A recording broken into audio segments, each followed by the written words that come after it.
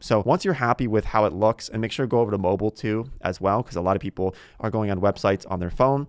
And if it looks generally good as a framework to start with, you can click on continue. And now we're in the builder section here where the AI laid the groundwork for us. And now we can modify this. Let's say we want to change the wording here. We can do that very easily and add words very easily. And there's these drag and drop features as well. We can change the color of the buttons. We can just make this invisible on mobile or on desktop. We can delete it very easily. We can change this photo here. So we want to edit this image, and we can actually even just get AI generated images using Hostinger as well. So they have a lot of AI built in here so that we can just have all of these things generated fairly quickly and have a website sent to our client within a day or 2 days of you working on this. And so once you're happy and once your client is happy with how the website looks, you can just connect your domain and then you can go live on the site.